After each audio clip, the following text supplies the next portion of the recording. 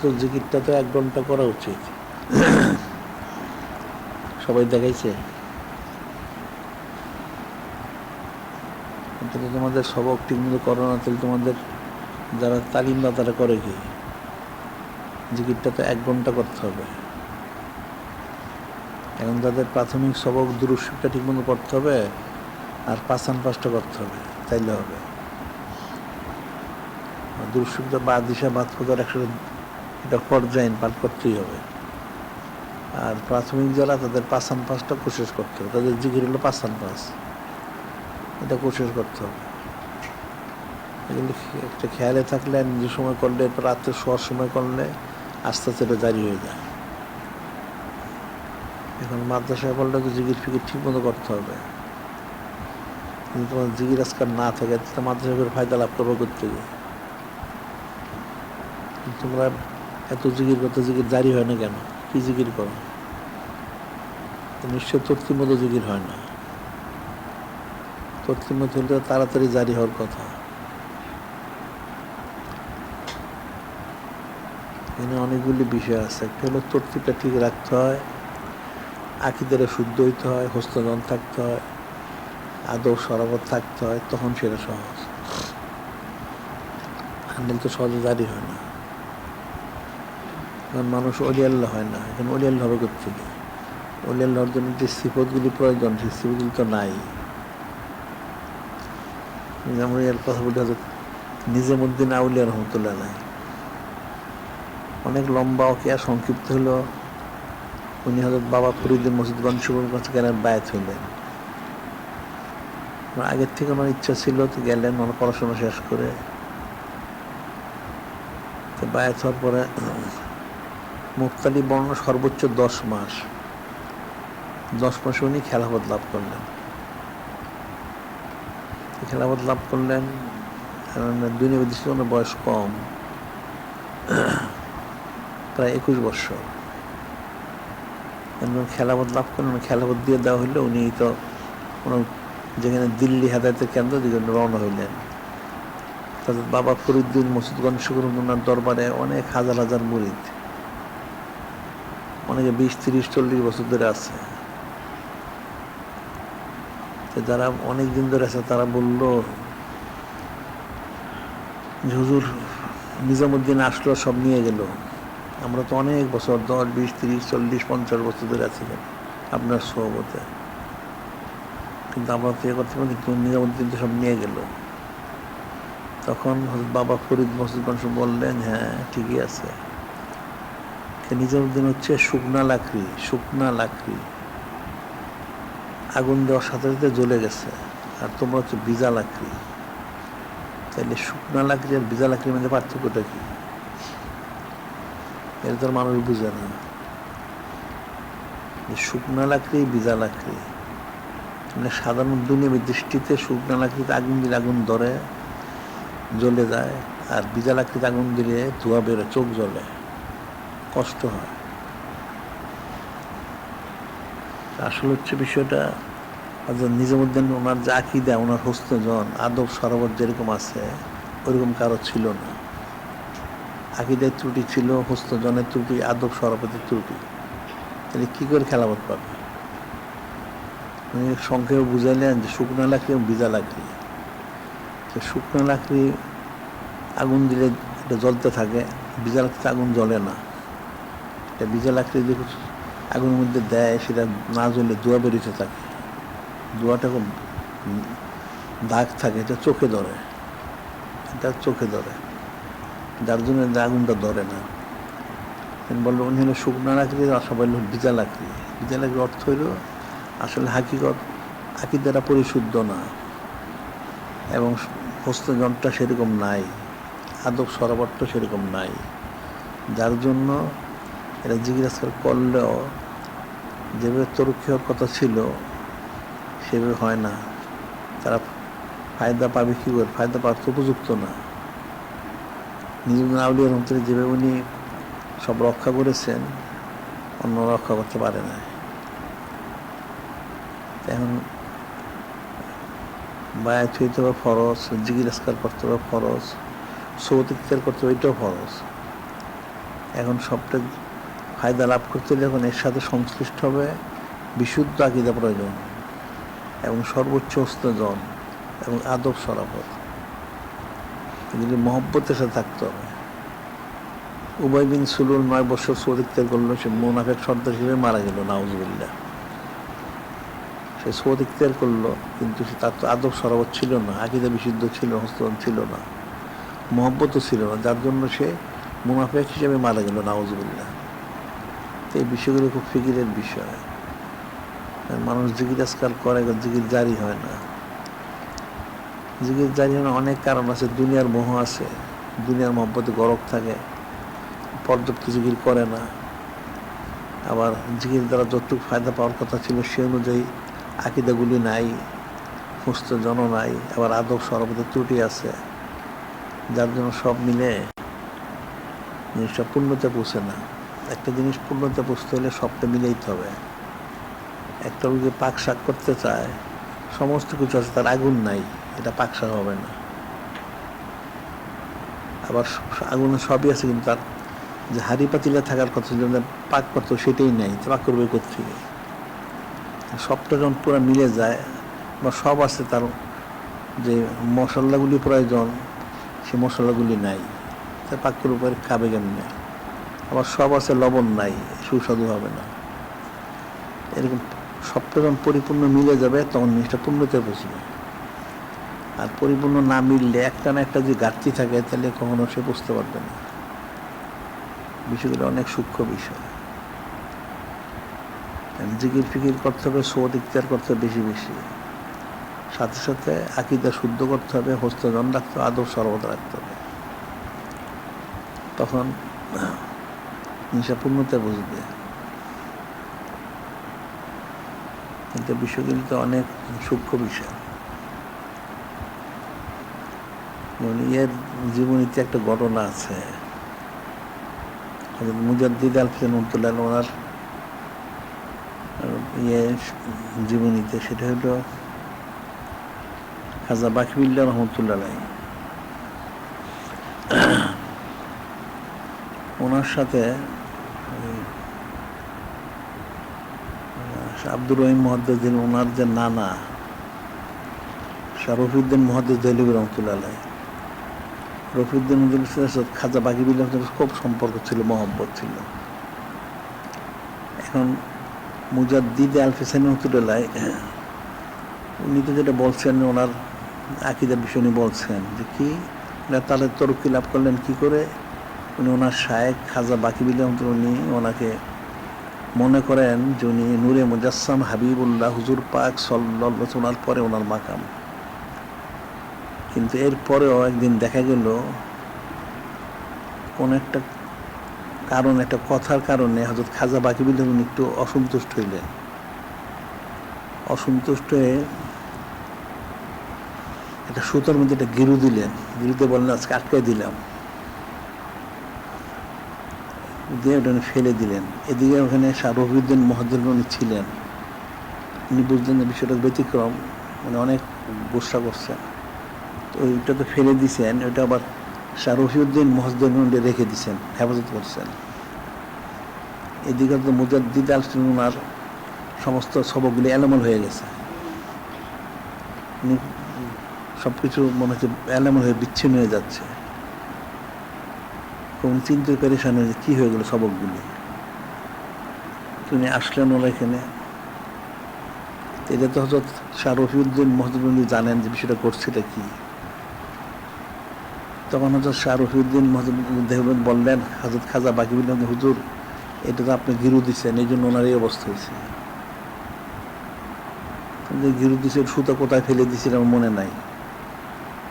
তিনি বলছেন এটা আমার কাছে আছে, তো তুমি এনে দিলেন, খুলে দিলেন, এরপর আবার ঠিক হয়ে গেলেন। গিরুটা দিচ্ছেন, যে বললেন গিরু দিয়ে দিলাম, সব আটকাই দিলাম। আটকায় দেওয়ার সাথে সাথে উনি মুজাদ্দিদ আল-ফিসানি সব কিছু আটকে গেল, সব এলোমেলো হয়ে গেল, উনি পেরেশান হয়ে গেলেন। পেরেশানে আসলেন, এখন আসার পরে কী করা হবে? উনি তো বলছেন, তো উনি বলছেন আপনি গিরু দিয়ে দিচ্ছেন, তুমি গিরুতে আমি দিচ্ছি ঠিকই, কিন্তু গিরুতে যে সুতাতে কোথায় ফেলছি এটা তো নাই এখানে, তো একটু চুলাবো কি করে? তিনি বললেন যে ওটা তো আমার কাছে আছে। কোথায় নিয়ে আসছে? এমনি ওর গিট খুলে দিলেন, যে ঠিক আছে খুলে দিলেন। উনি আবার ওনার হালটা ঠিক হয়ে গেল। এখন বিষয় কিন্তু কঠিন এগুলি। এলমে তাসবটা অনেক সূক্ষ্ম বিষয়, মানুষ তো তাসব বুঝে না, জানেও না। উনি মুজাদ্দিদ আল ফেসানি, আবার ওনার আকীদাটা খারাপ ছিল না, কিন্তু তারপরে একটা ব্যতিক্রম কারণে ওনার শায়েখ কিন্তু উনি একটা গিরু দিলেন, এই গিরুর কারণে ওনার সব আটকে গেল। এই জন্য জিকির আজকার যেমন করতে হয়, সুবদিকদের করতে হয়, আকীদার অনেক বিশুদ্ধ রাখতে হয়, সুস্থ জন পোষণ করতে হয়, আদব সরবত রাখতে হয় মহব্বতের সাথে, তাইলে তার তরুক্ষিটা হয়। আর যখন এদিক সেদিক হয় তখন কঠিন বিষয়। জিকির করে অনেক জিকির, কিন্তু তরুক্ষি হয় না। আসলে তরুক্ষি হয় না, কোনো একটা সমস্যার মধ্যে রয়ে গেছে। সে শুকনা লাকড়ি হইতে পারে না, ভিজা লাকড়ি। ভিজা লাকড়ির অর্থ হইলে আসলে তার অনেকগুলি সমস্যা আছে। ওই সমস্যার কারণে সে ফায়দা যতটুকু লাভ করবে, ফায়দা লাভ করা তার পক্ষে সম্ভব হয় না, কারণ তার কারণে মনে হয় তার শায়েখ কষ্ট পায়, এই জন্য তার তরুক্ষি হয় না। খাজা বাকিবুল্লাহ তিনি কষ্ট পায়, গিরুতে দিলেন, ওনার সব উনি ইয়ারতে পৌঁছার পরে কিন্তু ওনার সব আটকে গেল। বিষয়গুলো তো কঠিন বিষয়। মানুষ এলমে তাসাউফ অর্জন করে মানুষ ওলি আল্লাহ হবে, আর ওলি আল্লাহ তো বাতাস হয় না, মুক্তি হয় না। ওলি আল্লাহ অর্জন যে শর্ত সারে দিল পুরো করতে হয়, সব শর্ত সারে পুরো হয়ে গেলে তখন সে ওলি আল্লাহ হয়। আর তার যদি আল্লাহ পাক কাউকে পছন্দ করেন, নূরে মুজাসসাম হাবিবুল্লাহ হুজুর পাক সাল্লাল্লাহু আলাইহি ওয়াসাল্লাম কাউকে পছন্দ করেন, তাহলে তারা এমনি করে দিতে পারেন, সেটা আলাদা হুকুম। সাধারণভাবে রিয়াজ তোমার সাক্ষাৎ করে সবক করে যাইতে হলে ওই শর্তগুলো সব পুরো করতে হয়। মায়াত হওয়া ফরজ, জিকির আজকাল করা ফরজ, সৌদিকদের করা ফরজ, সবই ফরজ। মহব্বত রাখাটা ফরজ, সাথে আদব সরাফত হস্তজন সবটাই ফরজ। সবগুলো যখন মিলে যায় একসাথে তখন সে তাকমিলে পড়ছে, এছাড়া তাকমিলে পড়তে পারে না।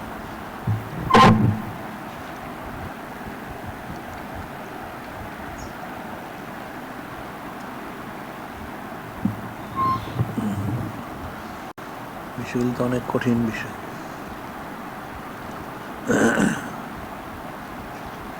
এখন নিজবত কুরবত হাসিল করা, মহব্বতটা হাসিল করা অনেক সূক্ষ্ম বিষয়। কারণ মহব্বত ছাড়া তো কোনো জিনিস পূর্ণতে বুঝতে পারে না, মহব্বত থাকলে পূর্ণতে বুঝতে পারে। আজ মহব্বতের তালকা শিরিন স্বাদ, মহব্বতের তিতারা মিষ্টি হয়। মহব্বত থাকলে সবটাই খুব ভালো, আর মহব্বত না থাকলে কোনটাই পছন্দ হয় না। যে যাকে মহব্বত করে তার সবটাই তার কাছে খুব ভালো লাগে, আর যখন মহব্বতটা থাকে না তখন কোনোটাই পছন্দ হয় না। মান আব্বা শায়ান আকসারা যিকরাহু, যে যাকে মহব্বত সে তার কথা বেশি বলে। যাকে যে মহব্বত করে তার কথা বলতে এবং তারটা শুনতে খুব ভালো লাগে, আর যার সাথে মহব্বত নাই তারটা শুনতে ভালো লাগে না, তার বলতে ভালো লাগে না। বিষয়টা কঠিন। এখন জিকির আজকাল করা উচিত বেশি বেশি। জিকির আজকাল করলে অন্তরে গালি যেগুলি দূর হয়ে যায় যদি, তখন সেটা সহজ হয়। অনেক সূক্ষ্ম বিষয়। এই জন্য এর যে কথা আছে, কয়লারা বুকজারে মর্দে হালেশো, পেশে কামেলে পামালেশো, গাত্তু সঙ্গে খরা মরমর সাবি চু বসাবদেল রাস্তি গাওয়ার সাবি।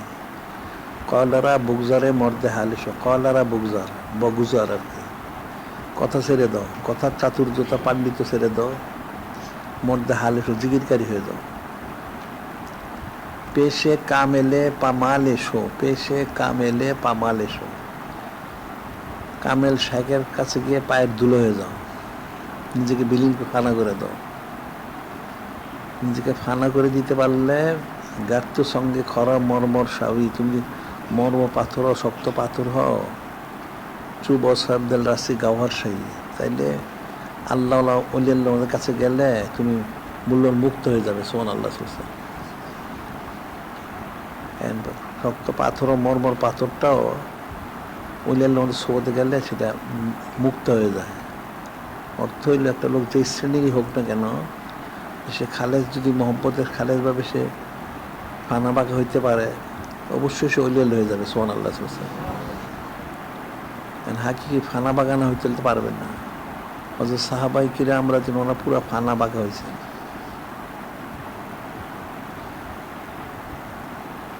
তারপরে যত আউলিয়া কেরাম কোশিশ করছেন রিয়াজ মশাকার জন্য ফানা বাঁকার জন্যই করছেন। পরিপূর্ণ ফানা, পরিপূর্ণ বাঁকা, যতটুকু ফানা ততটুকু বাঁকা। ফানা পূর্ণ না হলে বাঁকা পূর্ণ হয় না।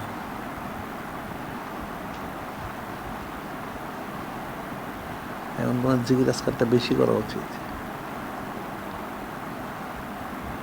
এই বিষয়গুলি যে অনেক কঠিন, যে কঠিন না, সোজা জিনিস। একটা ফানা যেমন একটা সাধারণ উদাহরণ, একটা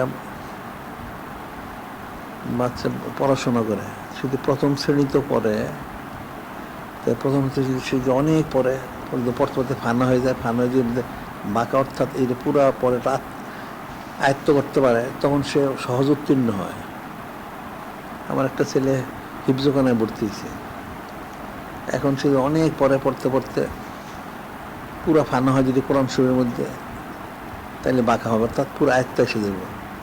আয়ত্ত আসাটা হলে তার বাঁকা হওয়া, স্থায়িত্ব লাভ করা। ফানা মানে নিজেকে বিলীন করে দেওয়া, বিলীন করে দেওয়ার কারণে সে ওই নেয়ামত হাসিল করার পর সে স্থায়িত্ব লাভ করে, বাঁকা। তো ফানা যত হবে বাঁকা তত বেশি হবে। তো ফানা না হলে বাঁকা হইতে পারবে না। কিন্তু মানুষ ফানাই হইতে পারবে, বাঁকা হবে কোত্থেকে? ফানা হইলে তারপরে বাঁকা হবে, ফানা না হলে তো বাঁকা হয় না। আবার উদাহরণ যেমন দেওয়া হয়,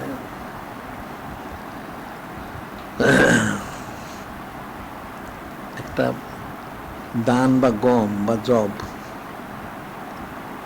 এটা যদি একটা শিশির মধ্যে রেখে দেয়, একটা বোতলের মধ্যে রেখে দেয়, দান গম জব,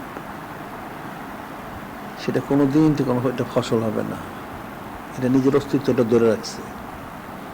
যখন এই গম দান জবটাকে যখন সে মাটিতে বপন করবে, বপন করার পর যখন সে ফানা হবে, বিলীন করে, তখন তার থেকে চারাটা বের হবে। চারাটা বের হলে তখন তার থেকে অনেক দান গম জব হবে, ওটার থেকে আরও হবে, অনেক হাজার হাজার হয়ে যাবে। সে নিজেকে ফানা যখন করলো তখন সে বাঁকা, অর্থাৎ স্থায়িত্ব তার থেকে হাজার হাজার হয়ে গেছে। আর যখন সে ফানা করতে পারলো না, বোতলের মধ্যে রয়ে গেল, শিশির মধ্যে, এটা এইভাবেই থাকবে, কিন্তু কোনো দিন তার ফসল হবে না। ফানা হইতে পারে, সে বাঁকা হইতে পারে না। জিনিসটা এরকম যে ফানা হইতে পারলেই বাঁকা, এছাড়া তো কোনোদিন বাঁকা হইতে পারে। যখন সে ফানা হবে তখন সে বাঁকা লাভ করবে।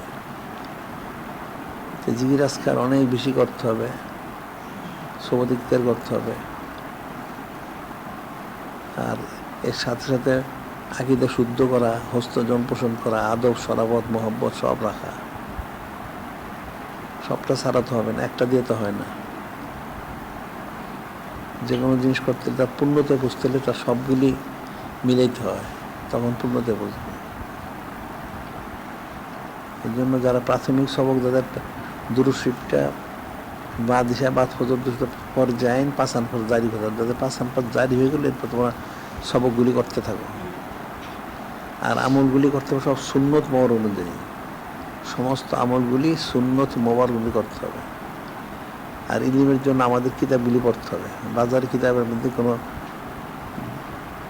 আদব নাই, সরাবত নাই, ইমানও নাই, নাউজুবিল্লাহ। কারণ যেখানে আদব নাই সেখানে ইমান নাই। বেয়াদব মাহরুম গাছ লুট ফেরাও, বেয়াদব আল্লাহর রহমতে বঞ্চিত। আদব আল্লিমান লা ইমান আলাহু, তার আদব নাই, তার ইমানও নাই। এই জন্য আমাদের কিতাবগুলি পড়া উচিত। আর এখানে যা তোমাদের প্রতিদিন আমাদের দৈনিক আলিসাম সব পত্রিকাটা বের হয়, তোমাদের প্রত্যেকের পড়া উচিত। কিন্তু অনেক কিছু থাকে, আর নসিহত তো অনেক রকম।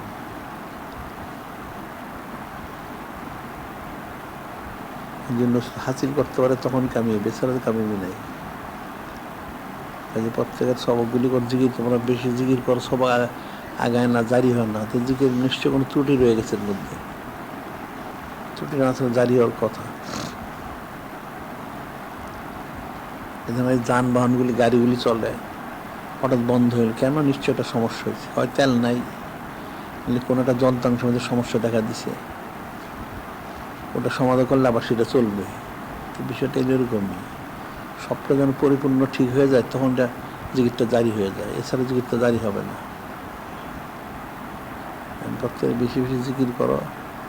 আর আমাদের যে ওজিফার কিতাবটা আছে, ওটার সামনে অনেক কিছু আছে, ওটা তোমাদের প্রত্যেকের পড়া উচিত বেশি বেশি। ওখানে আকায়েদ সংক্রান্ত, আদব সংক্রান্ত অনেক বিষয় আছে। আবার আমাদের যে আকীদার কিতাব আছে সেটাও পড়া উচিত তোমাদের। আর পড়াশোনা ছাড়া, ইলিম ছাড়া আমল হবে না, ইলিম অর্জন করতে হবে, অনেক কঠিন বিষয়।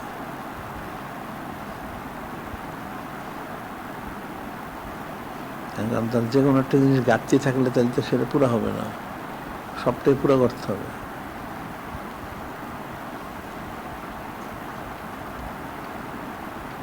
আজকে বন্ধু থাকুক।